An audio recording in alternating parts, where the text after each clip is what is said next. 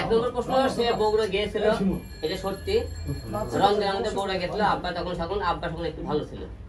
ডাকার পরে আমরা যে মেডিকেলে তখন ছিলাম, সেই দিন যাওয়ার পরে সেই আব্বা তো বাসায় ছিল। তারপর যে মেডিকেলে আমরা ভর্তি করার পরে উনি যেদিন আসে তার একদিন আগে মনে করেন যে মেডিকেলে একদিন গেছিল, বাসায় গেছিল। আচ্ছা গেল, সেই থেকে আসার পরে মনে করেন সে চলে আসলো। আসার পরে যখন ঢাকায় বললো, আপনি ঢাকায় যাওয়ার পরে মনে করেন সে একদিন না 2 দিন গেছে, সেটা গেল। আর যে উনি যে বলতেছে আমি মিউজিক ভিডিও করিনি, আমার বাবা যেদিন মারা যায় এবং তার আগে যে মনে করেন সে মিউজিক ভিডিও, সে আমার বউদের আগে কোনো মিউজিক ভিডিও করলো আমি তো জানতাম সে মিউজিক ভিডিও কবে করছে না করছে। এবং যে ছেলের কথা বললেন, যে চ্যানেলের কথা বললেন, তারিখগুলো ফলো করবে।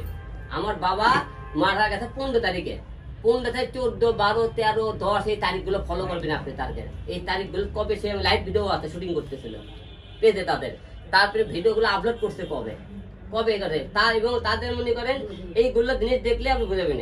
8 মাস সেই দিলে আমি তো মনে করেন ওই নিউরোসাইন হসপিটাল থেকে ওই মেয়ে আমি ধর কবন করে বের করে থাকি। নিউরোসাইন হসপিটাল 6 তলায় 20 নম্বর কেবিনে আমরা ছিলাম। আপনারা এই জায়গায় সাংবাদিক ভাইয়েরা আপনারা সবাই বলবেন যে হিরো আলম বউ রিয়া মনি এই জায়গায় চাচ্ছিল, আসে বলে এর থেকে আলম ভাইকে বের করে দিয়েছিল ক্যাসালগঞ্জে। এই ধরনের কোনো অভিযোগ আপনারা বলতে পারবেন? আচ্ছা গেল, এখন রিয়া মনি ওই মেয়ের ছবি ছাড়ে বলতেছে হিরো আলমের বউ, হিরো আলম 4র্থ নম্বর বউ, হিরো আলম এটা প্রচার করে, এটা রিয়া মনি প্রচার করতেছে। তা আমার কথা, ওই মেয়ের যখন 4র্থ নম্বর বউ তুমি যখন প্রচার করে দিলা, ওই মেয়ের তো একটা ফ্যামিলি আছে, সংসার আছে। ওই মেয়ে এখন তো বলতেছে যে এখন কেউ তো জিজ্ঞেস করে আপনি বলে রিয়ামণি বউ, রিয়ামণি তো বলে আমি বউ, তা আমি বলতে সমস্যা কি? তুমি তো তাকে যে বলাও, দোষ তো আর আমার নাই এই জায়গা। আমার কথা, আমি বিয়ে করলে তুমি কাগজ দেখাবা, বের করো টাকা কাম বিয়ে করে। আমি তো ওই বইতে কাম করে সেই জিনিসটা তত্ত্ব করে তুলে ধরো। আমি যেরকম আপনি প্রমাণ সাহেবের কথা বলছি, এই প্রমাণগুলো জুয়ে এক একটা প্রমাণ দিয়ে আপনি সেটা কথা বলতে বলেন, তাহলে আপনার যে শাস্তি দেবেন আমি মাথা পেতে নেবেন। আচ্ছা, রিয়ামণি যার সাথে মিউজিক ভিডিও করছিল ম্যাক্সো রিয়াজের সাথে রিয়ামণির একটু সম্পর্ক আছে বলে সামাজিক যোগাযোগ মাধ্যমে গুঞ্জন রয়েছে। আপনি ভালো সম্পর্ক থাকতে পারে, কারণ কেউ কয়েকদিন পর পরই সে রিয়ামণি ওই ছেলের সাথে কাজ করার জন্য খালি ফোন দেওয়া হচ্ছে, যোগাযোগ করে। এটা তো ওই ছেলেকে আমি নিজে ফোন করে বসে তুই হলে ওর সাথে তুই করে দিন গান করবি না, আমি ওই ছেলে কিন্তু মানাও করে দিচ্ছি। পরে কিন্তু ওই ছেলে আমার কথা শোনেনি, রিয়া করছে, রিয়া মনে করে পরে মনে করছে। আমি যখন দেখছি সুযোগ বলে না, রিয়া মনে সুযোগ খোঁজে যে আমি কোন টাইম আসে ক্যাচাল হয় একটু, এই জিনিসটা সে কাজে লাগায়। সেই এই ইস্যুটা পেলেই সে বারে আর বিভিন্ন জায়গায় সে মনে করে কাজ করে। সে ঘরের দল বউ হয় যে তুই যার সাথে কাজ করছিস, ওই ছেলে মনে করে এই জায়গায় আসে, এই ছেলে এই জায়গায় আসে অনেক জায়গা।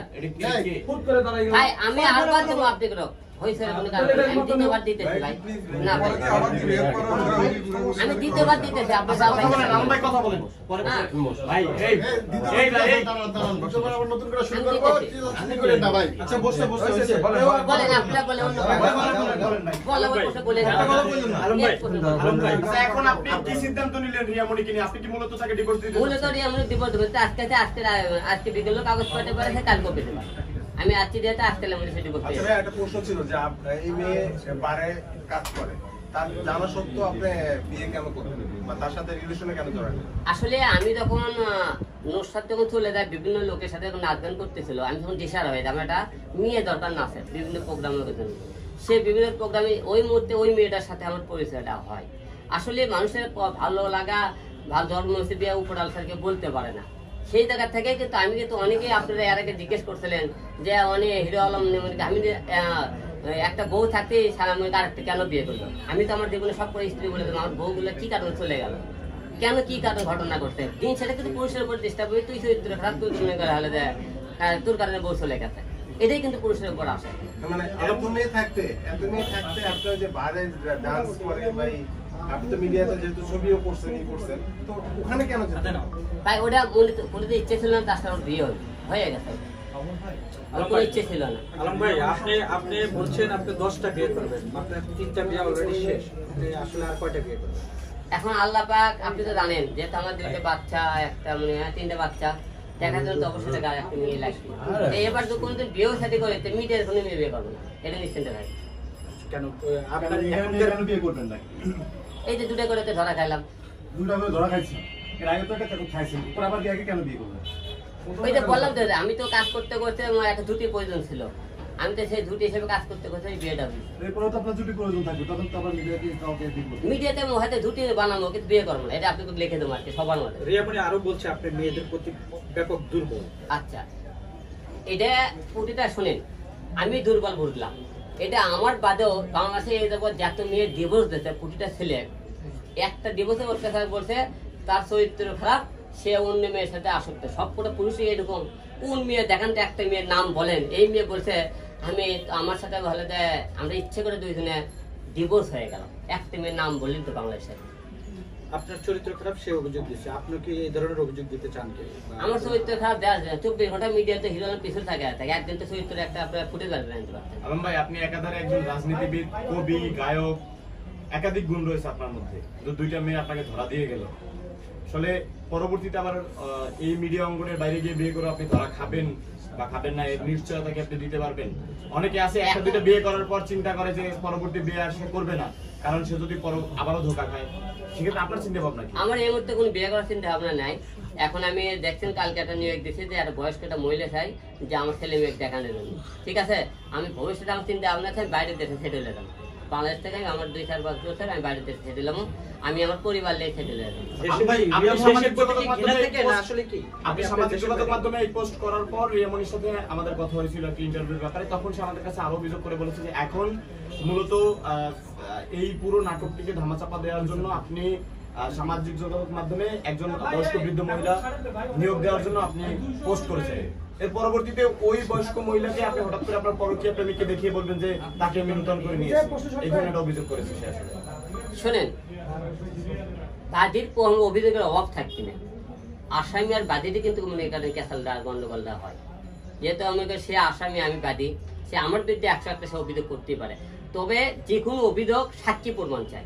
আমি যেমন অর্জল এতই হিম্মতে বলে, নুসরাত মনে করেন রিয়ামণি এত কথাবার্তা বলে যে মুসলমান হয় যে নামাজ পড়ে 2 রাকাত নামাজ পড়ে কোরআন শরীফের কথা বলে না আপনি বলতে পারেন। আচ্ছা, দেশের প্রতি কি আপনার ঘৃণা বা আপনি দেশে থাকতে যাচ্ছেন না? দেশের মনে করেন দেখেন আমি রাজনীতি জীবনে অনেক লড়াই সংগ্রাম করে দেশের জন্য মার খেয়েছি, অনেক লাঞ্ছিত হয়েছি। এই দেশের জন্য আমি কি পাইলাম জীবনে? কিছুই পাইলাম না। তো বাকি জীবন আমার বাচ্চা কাচ্চা নিয়ে আমার টার্গেট আছে যে যেহেতু বাবা পৃথিবীতে আমার 2টা বাবা ছিল, বাবা নিজের বাবা মারা গেল, পালিত বাবা মারা গেল, একটা মা আছে, এছাড়া তার পৃথিবীতে আমরা দেখতেছি আমরা আশেপাশে কেউ আছে।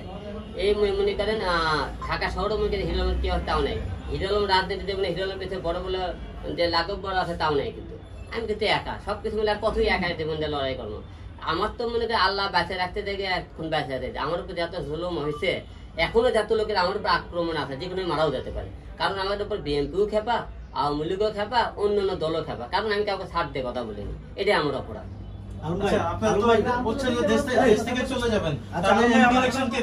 আমি রাজনীতি ছেড়ে দিয়েছি, আমি রাজনীতিতে আসবো না।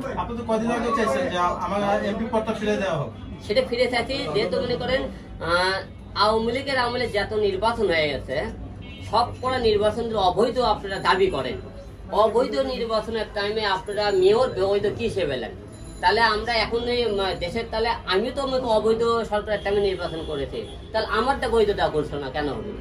এই হিসেবে বলছি, আপনি যেহেতু মনে করেন আমি ওই নির্বাচনে ইরশাদ ভাইকে দেওয়া হয়েছে মেয়র পদ, তাহলে আমাকে কেন দিবি না? এই হিসেবে আমি ওই দাবিটা করছি, কিন্তু আমি মেয়র পদ ফিরে দেওয়া হতো, আমি শপথ পর্যন্ত যাইতাম, কিন্তু এই দেশে কোনো দায়িত্ব পালন করতাম না। এই কারণে আমি নিজেকে মনে করেন প্রমাণ করতাম, লড়াই সংগ্রাম করে এই দেশে একদিনকে হলো হিরো আলম সাবেক এমপি ছিল। আমি আমার নিজের মনে দুঃখটা কথা বলে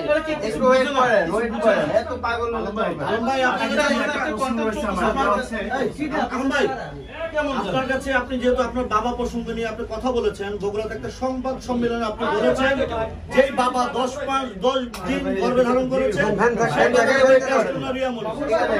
বাবাকে টেনেছেন মার জায়গায়, এটা মানে এরকম সোশ্যাল মিডিয়ায় আপনাকে নিয়ে হাস্যকর। আচ্ছা শোনেন, যখন আমি সেটা বাবা আমার মারা গেছে, আমি বলেছি যে বাবা যে বাবা মা 10 মাস ধরে, কিন্তু ওই জিনিসটা বাবা মা সহ ছিল, বাবা শব্দটা আগে ছিল, মা শব্দটা ছিল পরে। যারা এই ভিডিওটার সাথে ওটা কেটে ছাড়ছে মাটা বলে, আপনি জানেন বেশিরভাগ লোক যারা রোস্ট ভিডিও বানায় তারা কিন্তু একটু ফুট পেলে ওটাই ভিডিও বানায়, ঠিক আছে। কিন্তু আপনারা যারা ঘেনি মারলো, বাবার কোনোদিন কেউ কোনো জন্ম দিতে পারে না, পেটে থাকে না, মানুষ পুরুষের সন্তান মায়ের গর্বেই থাকে, বলতে হয়তো বোঝা গেছে, কিন্তু বাবা মা গর্ব করছেন। আচ্ছা আলম ভাই, আপনি তিনটা বিয়ে করেছেন, তিনটাই চলে গেছে, আপনি কি নিজেকে ব্যর্থ পুরুষ মনে করছেন কিনা?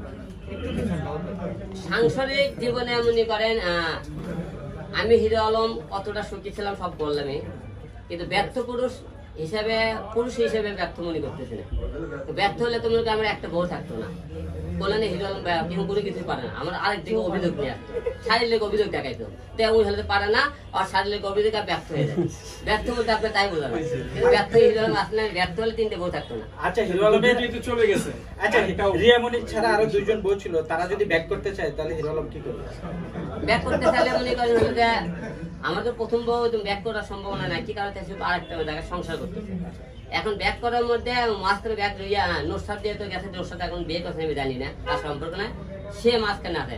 আর রিয়া মনির তো প্রশ্নই ওঠে নুসরাত ব্যাক করতে চাইলে কি? নুসরাত ফিরতে চাইলে আপনি গ্রহণ করবেন না, এই মুহূর্তে ভাই বিয়ে ছেড়ে মাপ চাই ভাই, এগুলো কথা বলবো। আলম ভাই, আপনি একজন মহিলা খুঁজছেন। বয়স্ক মহিলা আমি ভাই, আমার বাবা মার হলে চিকিৎসা করার জন্য ভাই, এবং মানে বিয়ে করেছেন না? আলম ভাই, রিয়া মনি একটু অভিযোগ করেছিল দুবাইয়ে গিয়ে আপনি সেখানে দুবাইয়ের নারীদের প্রতি আসক্ত হয়েছেন, তার মানে আমরা কি ধরে নিতে পারি আপনি পরবর্তী বিয়ে করলে দুবাইয়ের কোনো মেয়েকে বিয়ে করবেন? আসলে শোনেন, আরেকটা পার্লামেন্ট আছে কিন্তু শেষ করে কিন্তু আচ্ছা শোনেন ভাই, দুবাইয়ের যে বিষয়টা বলছে আমি শোনেন, যখন দুবাই শহরে প্রথম গেলাম আমি, যাওয়ার পরে দুবাই শহরটা পুরো আমি দেখিনি না, যেগুলো আমি ওই জায়গায় যাওয়ার পরে আমাকে বাংলাদেশে অনেক মেয়েরা দুবাই থাকে, বারে ডান্স করে, আমাকে অনেকে ফোন চাই কোন দুবাই বারে যাইতো, আমি কিন্তু দুবাই বারে আপনারা কি খাওয়া দেখেননি, কোন মেয়ের সাথে ড্যান্সও দেখিনি, আমি দুবাই বারে যাই টেবিল বসতে আমি দেখতেছিলাম খালি কে কি করে, আমাকে তো আপনারা দেখেন না দুবাই বারে আপনি অবৈধ কোনো কাজ দেখছেন আপনারা পাইছেন, তাহলে আপনি কোনো আপনি অচরিত্ররা, আমার চরিত্র খারাপ করে আপনারা কোনো মেয়ের সাথে পরে কে সহকারে আপনি ভিডিও বার করে গিয়ে দেখাতে পারবেন, তাহলে আসলেই চরিত্র খারাপ, এদেশ থেকে বার করতে পারলে আপনি বলবেন আমার। দুবাইতে একটি নায়িকার সঙ্গে আপনি ছবি তুলেছেন ইন্ডিয়ান নায়িকার সাথে, সেটাও ব্যাখ্যা দিয়েছে। আমাকে যে কোনো জায়গায় গেলে একটা জায়গায় গেলে যে কোনো সিনেমার কথা বলতে হতেই পারে। Thank you.